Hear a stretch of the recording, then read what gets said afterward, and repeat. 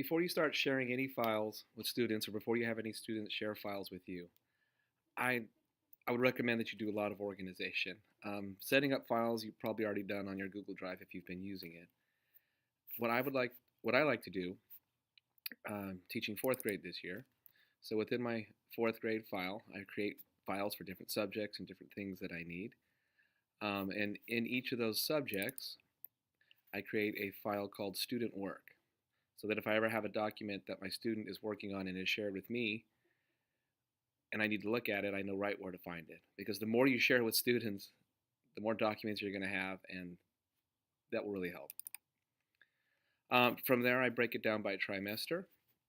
We're in the third trimester right now, and there's 4 different items they've shared with me so far. And one of them is a vocabulary, where we do an ongoing spreadsheet. So once I open that up, I have my students name it. A little bit of spelling issues once in a while, but the nice thing is, as the teacher, once they've shared it with me, they must give me full editing power, because now I can clean things up a little bit if I ever need to.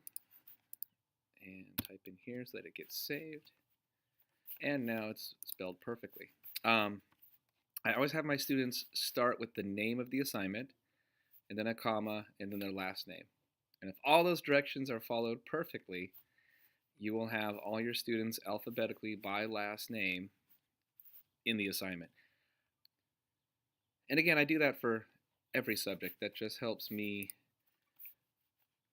organize everything and make sure I can find it as quickly as possible. I do this ahead of time because what you'll see is once students share something with you, you can get a list of them here. And all I have to do to put them in their file is open that file over here, ELA, student work, my goodness, there they are. And then I finally click on the one that I want. If it was Seven Sisters, I could then select all the ones that I want by pressing Shift and scrolling down. And then I just would drag them all over into that file and let go, and they're now all automatically put in that file. So I create the file first. Then once the students have shared them with me, again by selecting Shared with Me over here, I then just move them into that file. Easy to find, easy to manage.